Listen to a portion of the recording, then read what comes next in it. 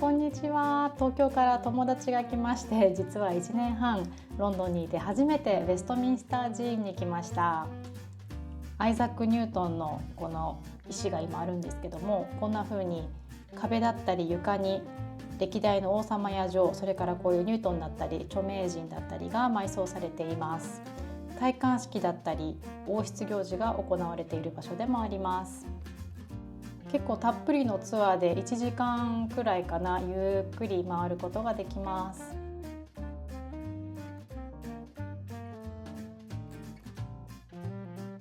その後違う友達と会ってロッティキングっていうこのご飯屋さんに行きました。すごい美味しくていつも並んでるんですけども、ぜひご興味ある方は行ってみてください。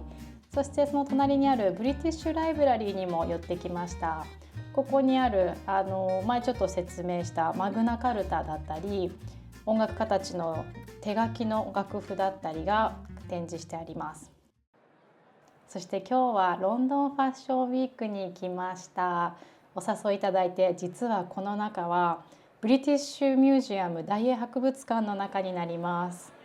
実際の後ろにオペラ歌手の方がいらっしゃって、生歌を聴きながらショーを鑑賞しました。すごいエレガントで色使いが綺麗で楽しいショーでした。それが終わりましたらチェルシーの方に移動して、こんな家に住みたいねとか友達と言いながら家具とかを見に来ていました。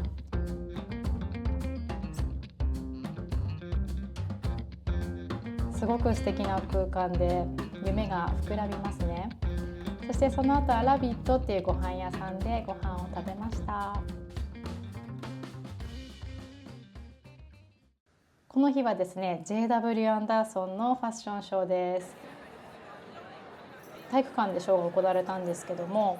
隣の子はここに普通にキックボクシングに来てるよとか言ってて、それもなんか場所としてすごい楽しかったですね。毎回本当に楽しませてくれるショーです。その後はカニピザが美味しいご飯屋さんに来ておしまいです。これはエディションです。この日はですね、その東京から来た友人とクラリッジーズっていう、ホテルでアフタヌーンティーを食べました。クラリッジーズはメイフェアにあるすごいなんて言うんでしょう、ロンドン随一のホテルなんですけども、かつてはヨーロッパの国王たちが第二次世界大戦のほとぼりが冷めるのを待っていた場所でもあります。久しぶりのアフタヌーンティーで結構楽しいですね。こういう東京から友達が来たとかでもない限りアフタヌーンティーはあんま食べないの、結構ワクワクでした。このスコーンが毎回美味しくて大好きです。こんにちは。今日はですね、ロンドンから1時間半くらい電車に乗ってロイヤルオペラハウスのセットデザインだったり、あとはコスチュームを作っている場所があるので、そこに行ってきます。ずっと行きたいなと思ってたんですけども、ちょっと遠いっていうのと、いつかと思いながら先延ばしにしていました。すごく楽しみです。行ってきます。着きました。ちょうど駅で親子に会ってタクシーシェアしてここまで来たんですけども、本当に何もないところにポツンとある場所です。ちょっと寒いのでカフェがあるそうなのでカフェに行ってお茶飲んでツアーの時間まで待とうと思います。ツアーが始まります。ツアーが始まる前はちょっと周りを散策すると、こんな風にすごく綺麗なガーデンがあって、それもとても癒されましたね。ロイヤルオペラハウス、コベントガーデンのロイヤルオペラハウスでもツアーがあるんですけども、そっちはコスチュームとか撮影ができないので、ここは結構撮れるところが多くて嬉しかったです。こういうオペラの衣装が結構重たくって、バレエの衣装は軽いんですけども、オペラの衣装もこれが実はねプリントになってるんですね。胴体の方は刺繍なんですけども、ああやって面積が広い部分は印刷にして軽くするようにしているそうです。バレエの洋服は逆にすごい軽かったです。これ今ちょっとシーズン代わりなんであんまないんですけども、これがずらーっと上まで衣装が普段はあるそうです。このバレエの洋服たち、コスチュームたち、これはオペラですね。すっごい重くて、あと小柄なことにも驚きました。一部を1年に1回かな、セールに出るそうで、こんな風にまとめられていました。もしご興味ある方は買えるそうですよ。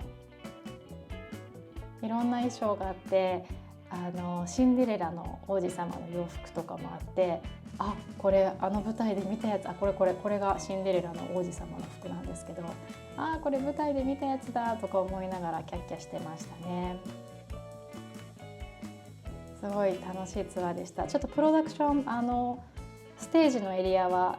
次の演目のものを作ってたので撮影できなかったんですけども、すごい楽しかったです。その予習をした後で、次の日はマノンを見に来ました。マノンは何でしょうね、安定した暮らし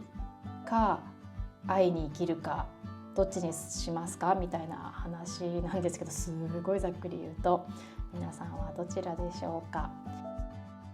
今回はいつもとちょっと違う高いとこ、2階席、2階でもないか、結構上の方に座っています。ちょっといつもと景色が違いますね。こんな風に上までずらっと立ち見の人もいたんだっていう風に見ていました。ここがキングとかクイーンとかが来た時の席です。1回インターバルを入れて、ティアラなんか眺めながら時間を過ごしてから